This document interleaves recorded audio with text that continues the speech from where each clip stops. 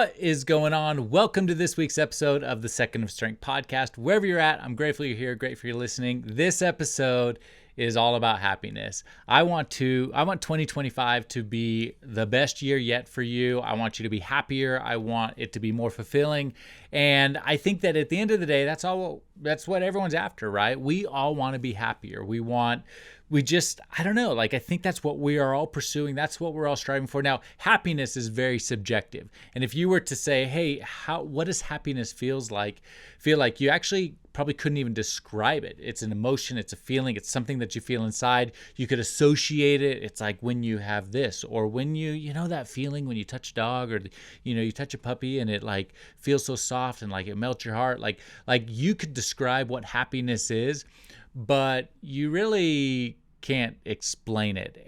But everybody is chasing it. Everybody wants to be happier. Everybody wants to be more fulfilled in life, and everybody wants more of it. So I think that 2025 is the year that you can pursue that, you can have that. And it doesn't mean that in every moment you're going to be happy, but I do think that there are ways to be happier all the time. And so here's 10 things that I think that you can do. You can start right now to be happier in 2025 and choose this life that you want. Choose fulfillment, choose happiness. And so 10 ways that you can be happier in 2025. The first one is we need to do what's right instead of what's easy. I think that a lot of times as we're going along, we start going with the flow and we get into this default mode of just doing what's simple, what's easy. But what is fulfilling is what's right. And what's fulfilling and what's right is not always easy. We have to push beyond the simple now for the more difficult, challenging later. And so that's the first thing that I think we need to do. Take a moment, think about the things, and in every second that you're pushing, that you're pursuing, and that you're living your life, think about it. Am I doing this because it's easy, or is it the right thing to do? And you will never be sorry for choosing the right, even though it's hard, even though it's difficult. So that's the first one. The second one is, I think that we should set up a daily routine for learning and make it non-negotiable. Learning doesn't stop after you graduate high school or graduate college. The subject matter might change. We might be learning different things, but we still need to learn, and learning leads to growth, and growth leads to happiness. Read books, listen to self-help podcasts like this one. Share this, by the way, if you haven't already, but listen to self-help podcasts and then take action on those things. But it is a very simple path to being happier, is increasing your learning, because it will increase your knowledge, it'll increase your growth, and you will get a reward, a simple dopamine reward from learning and growing. So set up a daily routine to learn and grow and make it non-negotiable. The third thing is we need to own our nights and our mornings. And this is, I think that a lot of us fall into this trap. Hopefully you don't, but we've got to stop scrolling our phones before bed. And we've got to stop scrolling our phones and checking emails the first thing we do in the mornings.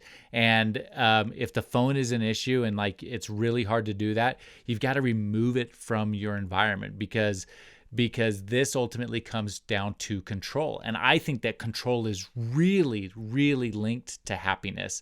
And if we are giving up control to our smartphones in the morning, then we are giving up control of our day. We need to take that back, and we need to control our day the way that we want to control it, with our morning routine, with the things that we want to accomplish, or it will always be controlled by the outside world. That has to be internal. That has to be something, and it is a simple way that we can increase happiness in 2025. For me, just something that I've been doing, I've got this device, this app. It's called Brick. I'll link it in the show notes. But I have started, and it's the biggest shift I made over the last 60 days.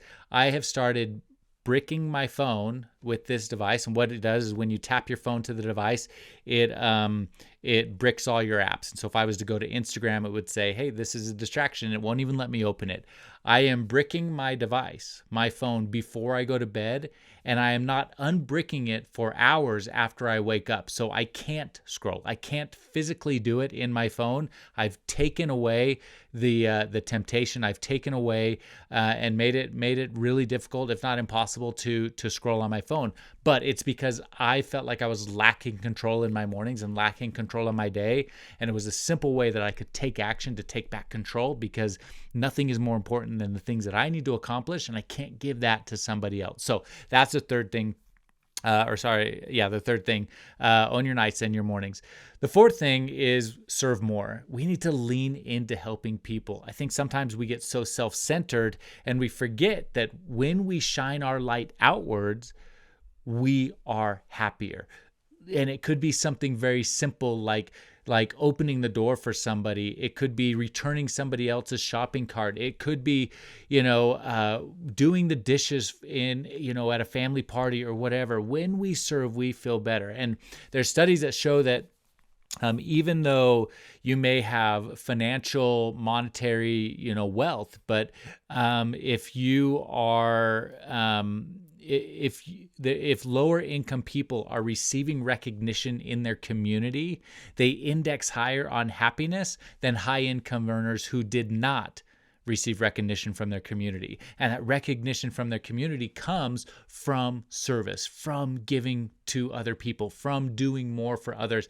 And so it's not, money does not make you happy. I think that there's things that you can buy with money that can make you, comfortable and make you happier in the moment. And you kind of get this, if you buy those shoes, if you buy that, whatever it is, you feel happy in that moment, but it's not fulfilling and it's not happiness.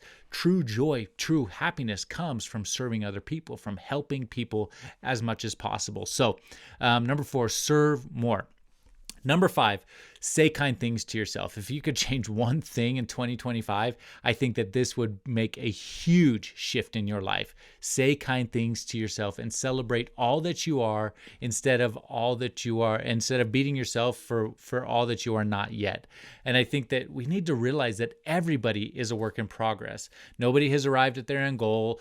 And so we've got to celebrate where we're at, celebrate. And it's okay to be working towards better and a different you. And we may not be there, but that's okay. It doesn't mean beat ourselves up with negative words and saying unkind things. If you are constantly saying negative things to yourself, happiness is always going to be out of reach. I'll say that again. If you are always saying unkind, negative things to yourself, then happiness will always be just out of reach. Let's shift that in our minds. Let's say kind things to ourselves. Let's lift ourselves up and celebrate all that we are, because when we do that, it almost doesn't matter what's going on in the world around us, because we're okay and we're comfortable with the true, authentic version of us. So that's number 5. Number 6, set visions and goals. What are you working towards? I think that we've got to have path and we've got to have a direction in our lives, because I've said it before, I'll say it again. If we go with the flow, you'll wind up in a place that you don't really want to go. We've got to set direction and set a course forward. And you may not know where you ultimately want to get to, but when we are working towards something, then our mind goes to work towards us. It's called the reticular activating system. And it's the thing, like if you love Forerunners or Teslas, or if you don't like something, if you don't like the Tesla trucks or whatever, your brain will go to work looking for those things or looking for those cues in your life. And it works the exact same for your visions and your goals. It's like shifting from can't do something to how can I do it? How can I accomplish this? And we shift our mind to how, then we start being able, our brain starts working overtime and in the subconscious to make those things come to pass for us. So set visions and goals, set direction for your life, and you will be happier. It will make, when we're working towards something, we are happier. So it's a huge thing that you can do for 2025. Number 7, we've got to spend less time scrolling and more time creating. Human beings are happiest when we are creating and growing towards something. And life gets really, really hard when we're not. And so, but what happens when life gets challenging, the simple tendency is we default back to looking down at our phone. We default back to that simple thing because it can make us feel good in that moment. But the reality is that that instant gratification never leads to long-term happiness. It never leads to long-term satisfaction.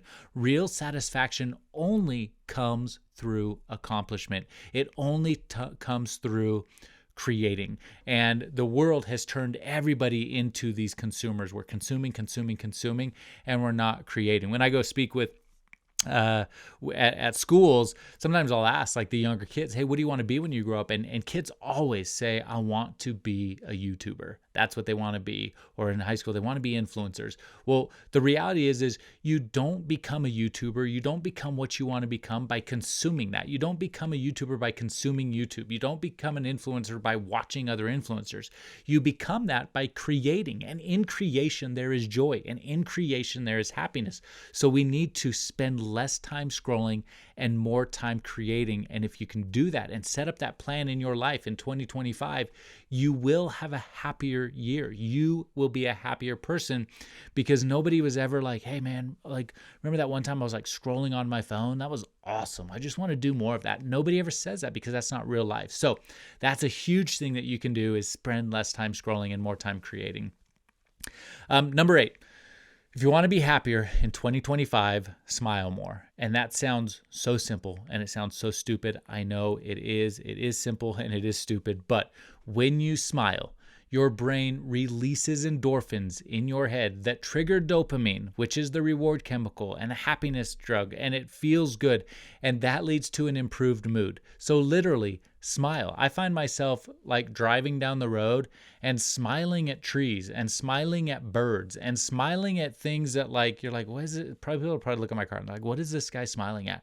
And I'm just smiling because I know when I smile, it immediately boosts my mood. And you can try it right now, wherever you're at, like look, just smile or smile at somebody or just like at strangers or just smile for no reason. And you'll immediately feel that like lift in your mood, that lift in joy, that lift in happiness that happens. There's a study that was done a while back that if you take a pencil and you put it in your mouth, sideways, then when you do that, it creates a natural smile and people perform better on tests when they are smiling like that. They recall more, it is better. And if you were to take that same pencil and put it in your mouth facing straight out and pursing it in your lips, that creates an automatic frown. And there's the same study shows that people do perform worse when they are frowning by holding their pencil in their mouth that way.